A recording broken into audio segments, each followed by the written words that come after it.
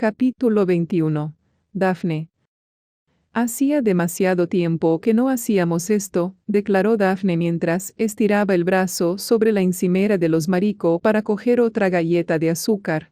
Durante años esa había sido la tradición más sagrada para ambas amigas. Compras el sábado por la tarde, seguidas de cena en casa de Imari. En ocasiones Dafne pasaba la noche allí y se quedaban despiertas hasta muy tarde, hablando de todo y de nada a la vez, como solo las mejores amigas saben hacer. Imari sonrió. Gracias por acompañarme. Tenía un año de compras que recuperar. Has puesto toda la carne en el asador, bromeó Dafne, lanzando una mirada de reojo a todas las bolsas que se acumulaban tras la silla de Imari. Dafne solo se había comprado un suéter que estaba rebajado de precio. Hacía casi todas sus compras online, lo que le permitía acumular cupones de descuento o encontrar artículos de alta costura de segunda mano. Hablando del tema, tengo algo para ti. Imari se reclinó en la silla para coger una de las bolsas y se la dio. Dafne retiró el papel de seda para revelar un bolso de cuero flexible, del mismo color verde esmeralda que sus ojos. La cadena dorada era tan suave que resbalaba como el agua entre sus dedos. Imari, esto es demasiado elegante, te vi hojeándolo en halo, la interrumpió su amiga con una sonrisa. Considéralo una muestra de agradecimiento por haber sido tan buena amiga este año. Significa mucho para mí que fueras a verme al hospital tan a menudo, añadió en voz más baja. De alguna manera, Dafne consiguió sonreír a pesar de la oleada de culpa que amenazaba con sepultarla. Gracias. No tiene importancia. Imari suspiró. Me cuesta creer que vayas a graduarte dentro de unas semanas. No sé cómo voy a sobrevivir todo el año que viene sin ti. Por favor, ¿gobernarás la escuela con puño de hierro? Por supuesto que sí, dijo impacientemente Imari.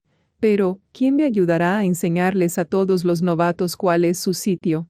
¿Quién me ayudará a robar las mejores plazas en el aparcamiento para los alumnos de último año?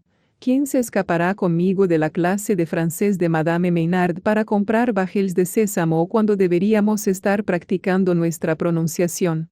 Había una sombra de tristeza en la sonrisa de Dafne, porque también ella se había pasado un año haciendo sola todas esas cosas. No andaré lejos, King's College solo está a 15 minutos de distancia, señaló. Jeff y tú os lo vais a pasar tan bien, gimió Imari. No veo la hora de visitaros. Dafne sonrió. Siempre que quieras, por favor. Jefferson y ella llevaban intercambiando mensajes desde el fin de semana pasado, cuando él entró en el Patriot para encontrarla enfrascada en aquella conversación con su hermana. Dafne supo de inmediato que se había apuntado un tanto enorme a su favor. La desaprobación que sentía Samantha por ella había causado siempre una fuerte tensión entre ambos, aunque nunca hablaran de ello. Imari apartó la silla de la encimera. ¿Te apetece ver algo? Me quedan un montón de programas de televisión con los que ponerme al día. El teléfono de Dafne vibró en su bolso, vio que era su madre y rechazó la llamada. No estaba de humor para enfrentarse al inagotable surtido de maquinaciones y complots de Rebeca. Claro, me quedo. Se volvió hacia las escaleras, pero Imari ya había cruzado la habitación y se dirigía a la puerta de atrás. ¿Y si salimos? Mejor. Mis hermanos se han adueñado del cuarto de juegos. No había nada que Dafne pudiera decir sin levantar sospechas, por lo que siguió a Imari a pesar de la repentina inquietud que sentía. Imari suspiró cuando abrieron la puerta de la piscina cubierta. Aquí hace demasiado calor, anunció. Déjame poner el aire acondicionado. Dafne fue a sentarse y empezó a pasar las opciones del menú del televisor sin fijarse realmente en lo que ponía. La última vez que estuvo allí, la noche de la fiesta de cumpleaños de Imari la primavera pasada, ese diván se había desplegado para formar una cama provisional. Allí era donde había perdido la virginidad con Ethan. Dafne apoyó las palmas en el cojín, intentando, sin éxito, no pensar en aquella noche. En el cuerpo de Ethan acoplado contra el de ella, piel con piel. Se oyó un fuerte estruendo procedente de la entrada.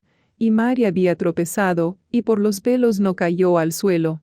Dafne acudió corriendo a su encuentro y sujetó a su amiga por los brazos para estabilizarla. ¿Estás bien? Debería llamar a tu médico. Las facciones de Imari habían adoptado un color ceniciento. Sus párpados aletearon hasta cerrarse. Solo necesito un momento. Dafne la ayudó a llegar al diván, encontró una botella de agua en el minifrigorífico y obligó a Imari a tomar unos sorbitos. Hoy debes de haber hecho demasiados esfuerzos, farfulló. Deja que te lleve arriba. ¿O quieres que avise a tus padres? La respiración de Imari era rápida y entrecortada. Durante un momento aterrador, Dafne pensó que podría haberse desmayado o incluso vuelto a caer en coma. Entonces Imari abrió los ojos de golpe, y Dafne supo de inmediato que algo había cambiado. «Estuviste aquí el año pasado, ¿verdad?», preguntó Imari, hablando muy despacio. «Con Ethan». A Dafne se le puso el vello de punta. No sabía qué responder. De ninguna manera podía admitir la verdad, pero tampoco soportaba la idea de mentirle a Imari. No después de todo por lo que había pasado su amiga. La angustia que la atenazaba debía de haberse reflejado en su rostro, porque Imari jadeó como si le faltara el aliento. «No me lo puedo creer», susurró. «Tú y él, ahora me acuerdo. Os vi». Dafne tragó saliva con dificultad. El miedo formaba un nudo en su garganta, tan abrasador y viscoso como el alquitrán. «Déjame explicarlo», dijo con un hilo de voz. «¿Explicar qué? ¿Que le pusiste los cuernos a tu novio en mi casa? Y él también es mi amigo, ¿sabes? Lo siento, ¿qué es lo que sientes, haberlo hecho o que te pillaran haciéndolo?» Todo. Debía de haberla delatado algo en su tono, porque vio el momento de comprensión de Imari. La última pieza del rompecabezas acababa de encajar en su sitio. «Dios santo, la noche de la fiesta de graduación de los mellizos. Fuiste tú». Dafne se inclinó hacia adelante, pero Imari se apartó del diván con paso tambaleante. Trastabilló de espaldas hasta una hilera de sillas de plástico que había contra la pared, y levantó una con las patas extendidas a modo de arma. «No te acerques a mí». La voz de Imari sonaba truncada por la indignación, y lo más desgarrador de todo, por el miedo.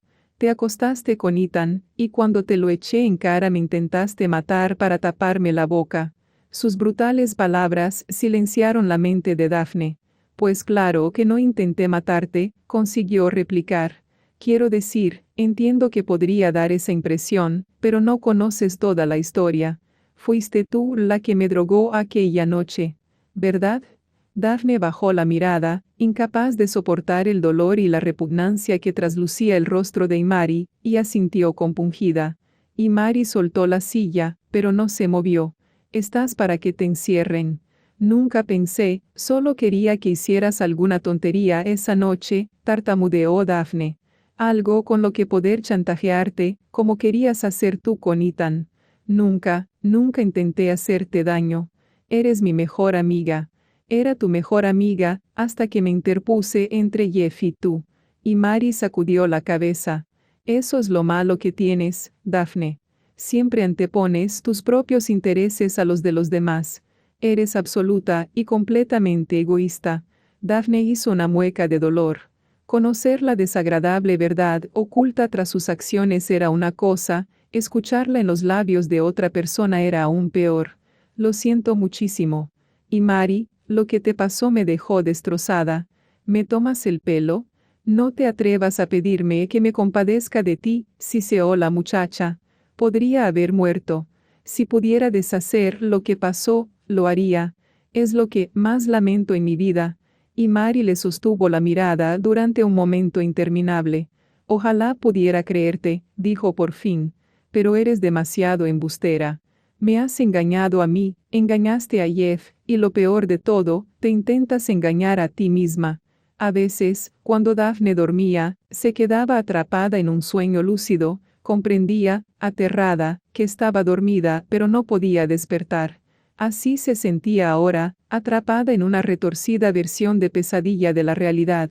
«Por favor», imploró. «¿Qué tengo que hacer para que me perdones?». Imari sacudió la cabeza. «Vete de aquí». Y cuando Dafne llegó a casa, su madre estaba sentada en la sala de estar. Solo había una luz encendida, una lámpara de bronce que proyectaba sombras extrañas sobre ella, enfatizando su belleza cruel. ¿Dónde te habías metido?, preguntó sin preámbulos. Rebecca Dayton era invariablemente educada con los desconocidos, sobre todo con aquellos que podrían resultarle útiles en el futuro. Con su familia, sin embargo, nunca realizaba ese esfuerzo. A Daphne le ardían los ojos. Sintió de súbito el impulso de contarle a su madre todo lo que había pasado, confesar y pedirle consejo, como hacían otras chicas con sus padres. Pero ella, por supuesto, no podía hacer nada por el estilo. Estaba en casa de Imari, dijo sin fuerzas. ¿No estabas con Jefferson? Rebecca chasqueó la lengua para expresar su decepción. ¿Te ha pedido ya que vayas con él a la boda? Daphne cambió el peso del cuerpo de un pie a otro. Todavía no. ¿Por qué no?, preguntó su madre, fría como el hielo. No lo sé. Rebecca se puso de pie en un instante y agarró a su hija por los hombros. Sus uñas se clavaron con tanta fiereza en la piel de Daphne que ésta tuvo que morderse los labios para reprimir un grito de dolor. No lo sé, ya no es aceptable. Si no tienes ninguna respuesta, ve a buscarla. Rebecca soltó a Daphne y dio un paso atrás. Vamos, Daphne. No te he educado para que me vengas ahora con un no lo sé. Daphne se esforzó por contener las lágrimas porque no se atrevía a mostrarse asustada delante de su madre. El miedo era una debilidad, y cuando una Dayton conoce tu debilidad, nunca dejará de explotarla. Lo arreglaré. Subió las escaleras y se refugió en su habitación, donde se dejó caer de espaldas en la cama y cerró los ojos. Una vorágine abrasadora de ansiedad y temor rugía en su estómago. Pero en medio de la maraña que formaban sus pensamientos, había una cosa que estaba meridianamente clara. Si Daphne quería que Jefferson la invitara a la boda, no podía seguir arrojándose a sus pies. Tenía que ser él el que la buscara a ella, y se le había ocurrido la forma de conseguirlo. Daphne titubeó un momento, pero las palabras de Imari resonaron con crueldad dentro de su cabeza. Siempre antepones tus propios intereses a los de los demás. Eres absoluta y completamente egoísta. Bien, de acuerdo. Si Imari pensaba que era una ególatra desalmada, Daphne le demostraría que tenía razón. Su plan haría sufrir a muchas personas, pero, ¿qué más daba? A Daphne no le importaba nada ni nadie, solo ella misma. Marcó el número de Natasha, una de las editoras del Daily News. La periodista respondió al segundo tono. Daphne, ¿a qué le debo el placer? Cuando Daphne le hubo explicado lo que quería, Natasha soltó un silbidito entre dientes. ¿Quieres que llame al príncipe Jefferson en persona para pedirle unas declaraciones? ¿Te das cuenta de cómo se va a poner el secretario de prensa del palacio? Me desterrarán de todas las sesiones de fotos de la corona durante meses. Por no hablar de que querrán saber cómo he conseguido su número. Te lo compensaré, insistió Daphne. Por favor, sabes que siempre cumplo mi palabra. Natasha se rió, un sonido ronco y grave. Se oyó un crujido al otro lado de la línea, como si estuviera notándolo todo, garabateando apresuradamente en una hoja de papel con su lapicero. Me deberás una, y de las gordas. Nivel. Campanas de boda, ¿entendido?, le advirtió Natasha. Pero está bien, Daphne. Voy a hacerlo, por ti. Daphne colgó y sonrió, una sonrisa amarga y triunfal que se perdió entre las sombras. Capítulo 22. Beatriz. En algún momento, a lo largo del último mes, Beatriz había empezado a considerar suyo el despacho, en vez de su padre. Redecorar había ayudado. Fue idea de Teddy, de hecho. Se había acercado un día, le preguntó dónde estaban todas sus cosas, y Beatriz comprendió sobresaltada que nada de lo que había allí dentro le pertenecía. Había cambiado las cortinas con trenzas doradas por otras más vaporosas que mantenía recogidas para poder admirar la lánguida curva gris del río a sus pies. Y también había cambiado el retrato al óleo del rey George I colgado sobre la chimenea por uno de su padre. Como cabía esperar, los cambios habían horrorizado a Lord Standish. Majestad, ese retrato ha colgado en esta habitación durante siglos. Había protestado cuando vio que los lacayos lo retiraban. Es el padre de nuestra nación. Prefiero mirar a mi propio padre cuando necesite consejo, había insistido Beatriz. Le resultaba tranquilizador, como si su padre estuviera velando en silencio por ella, guiando sus pasos. En ocasiones se descubría hablando con el cuadro en voz alta, pidiéndole a su padre que la asesorara sobre sus deberes, sobre Teddy y sobre su familia. Beatriz se había sentido aliviada al ver que Sam seguía adelante con su vida y salía con Marshall, pero no podía evitar preocuparse por el modo en que su hermana había anunciado al mundo esa relación, con aquellas fotos tan indecorosas en la piscina, como un grito de atención. Desearía ser capaz de hablar con ella, pero hacía tiempo que dejó de intentarlo. Además, si eso ayudaba a Sam a olvidarse de Teddy, Beatriz no iba a oponerse. Estiró los brazos por encima de la cabeza, concediéndose un respiro momentáneo de la caja de comunicados de la corona, que Robert llenaba cada mañana con los asuntos de la jornada. Beatriz ya había descubierto que el chambelán colocaba los documentos más irrelevantes en lo alto de la pila y enterraba en el fondo aquellos que preferiría que ella no viera, como los borradores de normativa y las actualizaciones de asuntos exteriores. Lo primero que hacía cuando le daban la caja era darle la vuelta y vaciar su contenido para poder examinarlo de abajo arriba. Dejó a un lado la previsión económica de la Reserva Federal y pasó al siguiente documento. Una carta de la Tesorería General sobre la financiación del gobierno durante el descanso estival del Congreso. Un doloroso recordatorio de que el Congreso iba a celebrar su última sesión dentro de 2 semanas y ella todavía no había sido invitada. ¿Realmente pensaban dejar los miembros del Congreso que la sesión de clausura se llevara a cabo sin la presencia de la monarca? Ayer, Beatriz había superado sus reparos y le había preguntado a Robert qué tendría que hacer. Nada, fue la pronta respuesta del chambelán. En momentos así, el papel de la reina consiste en no hacer ni decir nada. De lo contrario, interferiría en el correcto devenir del gobierno. El teléfono vibró, distrayéndola de sus pensamientos. «Adivina quién ha mandado esto», había escrito Teddy, con una foto adjunta de 2 camisas de cuadros a juego. Beatriz sinceramente no habría sabido decir si eran prendas de calle o pijamas. Teddy y ella se habían repartido los regalos de boda para que sus respectivas secretarias pudieran empezar a redactar las miles de notas de agradecimiento que iban a tener que firmar. Habían cogido la costumbre de hacerles fotos a los más extravagantes y se las enviaban el uno al otro. Se apartó el cabello del hombro con un gesto de impaciencia y tecleó su respuesta. El príncipe de Gales. Solo los británicos consiguen que la franela parezca una alfombra. «Uy», contestó Teddy. «En realidad, las envía Lord Shrewsbury». Mi antiguo maestro de etiqueta prácticamente podía ver la sonrisa de Teddy mientras escribía. Etiqueta, un arte en peligro de extinción. Beatriz giró la silla hacia la esquina en la que estaba acurrucado Franklin. Tenía los ojos cerrados y le temblaban las piernas en reacción a lo que estuviera ocurriendo en sus adorables sueños de cachorro.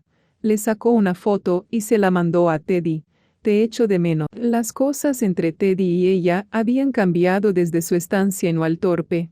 Ahora Beatriz se descubría confiando en él como jamás habría previsto. Le pedía consejos sobre sus problemas y hablaban juntos de las distintas opciones posibles. Salían a pasear, con Franklin corriendo con impaciencia ante ellos, tirando de la correa. En ocasiones, cuando se reían de las monerías del cachorrillo, Beatriz se sorprendía preguntándose si 2 personas podrían enamorarse así, amando las mismas cosas con tanta pasión que su exceso de cariño se desbordaba y las atraía entre sí. Era el cortejo más extraño, dulce e inesperado, como si hubieran borrado todo lo que había entre ellos y se hubieran vuelto a conocer partiendo de cero.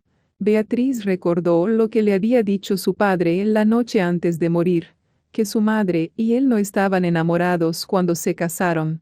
«Nos enamoramos poco a poco», habían sido sus palabras. El verdadero amor surge de formar una familia juntos, de enfrentarse juntos a la vida, con todos sus líos, sus sorpresas y sus alegrías. Bajó la mirada y suspiró al ver cuál era el siguiente documento de la pila. La lista de invitados de su boda.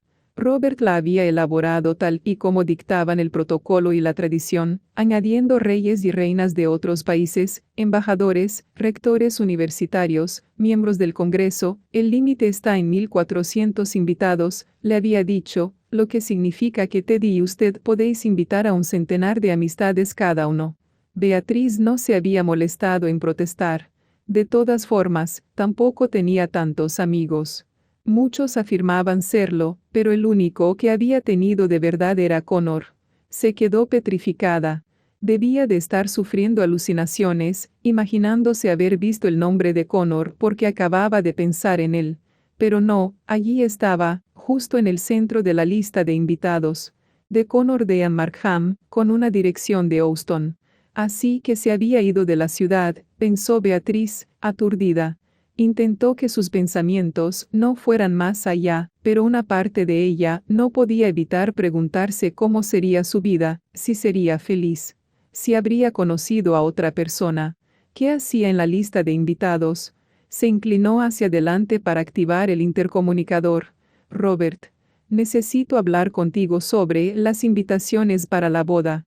Instantes más tarde, la nueva ayudante de Robert, Jane, abrió la puerta tirando de un carrito con ruedas, cargado con 4 cajas enormes. Jane, preguntó lentamente Beatriz, ¿son esas todas las invitaciones de boda? Sí, Majestad. Jane se arrodilló para sacar una caja del estante inferior del carrito. No estaba segura de cuál era vuestra consulta, así que las he traído todas. Aquí hay 40 tarjetas en blanco. Si queréis añadir a alguien, decidme su nombre y le pediré al calígrafo que la rellene. No hace falta, la interrumpió Beatriz. Mi consulta era sobre una invitación en concreto. Robert se asomó por la puerta abierta. ¿Puedo ayudaros? Beatriz asintió con la cabeza. Me ha sorprendido ver un nombre en la lista de invitados. El de mi antiguo guardia de honor, Connor Markham. Es tradición invitar a los antiguos guardias de honor a una boda real, dijo Robert, despacio. Veréis que se han incluido otros guardaespaldas anteriores también. Beatriz parpadeó y repasó la lista. Efectivamente, debajo de Connor aparecían 2 guardias más, Ari y Ryan. Ya veo, dijo con cautela. Sin embargo, me gustaría eliminar a Connor de la lista. ¿Hay algún problema del que necesitaría estar al corriente? Robert le sostuvo la mirada un momento. Beatriz se preguntó si lo sabría. No tenía ni idea de cómo podría haberse enterado, pero si alguien era capaz de desenterrar los secretos de otra persona, ese era Robert. En absoluto. La maravilló la tranquilidad con la que sonó su voz, a pesar de los latidos desbocados de su corazón. Jane levantó la mirada de una de las cajas, marcada en un lateral con las letras JN. Había estado hojeando las invitaciones archivadas en el interior, y ahora sostenía una de ellas en alto. La mano de Beatriz salió disparada para arrebatarle el sobre de entre los dedos. Gracias. Necesitaré reflexionar sobre esto, declaró con una calma que distaba de sentir. Por supuesto. Jane hizo una reverencia y salió del despacho, tirando del carrito tras ella. Robert titubeó, fijos sus ojos con curiosidad en la reina, y la Beatriz se hundió en el sillón. Franklin, que se había despertado con todo el jaleo, se acercó corriendo para acariciarle juguetonamente las piernas con el hocico. Dejó que se encaramara su regazo, sin importarle que estuviera dejándole los pantalones nacarados cubiertos de pelos, y abrió el sobre. La pesada tarjeta lucía el monograma real, laminado con brillante tinta dorada, estampado sobre el encabezamiento. Beatriz no había preguntado nunca cuánto tardaba el meticuloso calígrafo de palacio en redactar a mano cada una de aquellas invitaciones. El Lord Chambelán, por orden de su majestad, invita a Connor de Markham a la celebración y bendición del matrimonio entre Beatriz Georgina Frederica Louis, reina de América, y Lord Theodore Beaufort Eaton, el viernes 9 de junio a las 12 del mediodía. Una invitación para Connor, a su boda con Teddy. Aquellos eran 2 nombres que no deberían aparecer juntos en la misma frase. 2 partes completamente distintas de su vida, a punto de colisionar en un espectacular accidente. Beatriz tenía la respiración entrecortada. No quería pensar en Connor. Había intentado desterrarlo de su mente desde aquella noche en Walthorpe, cuando su relación con Teddy se había vuelto incuestionablemente real, pero todavía estaba allí, una sombra que acechaba en los recovecos de su corazón. No pudo evitar imaginarse qué ocurriría si enviaba esa invitación.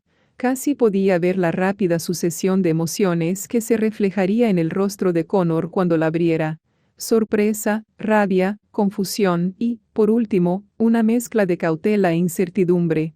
Se pasaría semanas debatiéndose entre asistir o no, cambiaría 1000 veces de opinión, y al final, en el último momento, justo cuando ya hubiera tomado la decisión de no ir, acudiría corriendo al aeropuerto y conseguiría subir al avión por los pelos, vestido con su antiguo uniforme de guardia de honor, y después ¿qué? Esperaba que fuera a quedarse de brazos cruzados mientras ella se casaba con otro.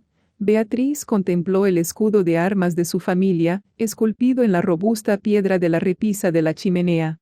Un par de líneas horizontales coronadas por 3 estrellas y un grifo rampante. Como todo el mundo sabía, las barras y estrellas del blasón de los Washington habían servido de inspiración para la bandera de América. Estampadas al pie podían leerse las palabras de su lema familiar. Facimus quod faciendum est. Hacemos lo que debemos. Beatriz siempre había dado por sentado que el lema se refería a la revolución, que el rey George I, el general George Washington, por aquel entonces, no había querido entrar en guerra con Gran Bretaña y conducir a miles de hombres a la muerte, pero que la independencia merecía la pena. Ahora, sin embargo, el lema parecía adquirir un nuevo significado. Hacemos lo que debemos, aunque eso suponga olvidarnos de aquellos a los que queremos, sin importar el precio final de nuestras decisiones. Beatriz le dio un empujoncito a Franklin para que bajara de su regazo, se agachó y deslizó una mano por el fondo del escritorio. Encontró una palanquita, tiró, y el cajón oculto se abrió con un suave chasquido. Allí, en un cajón diseñado hacía 2 siglos para guardar secretos de Estado, Beatriz conservaba ahora un solitario regalo de boda, atado con una cinta de satén. Era de Connor. Se lo había dado la noche de su fiesta de compromiso con Teddy. Beatriz aún no había reunido el valor necesario para abrirlo, pero tampoco soportaba la idea de deshacerse de él. Depositó la invitación con cuidado encima del regalo y volvió a cerrar el cajón. Fin del capítulo 22.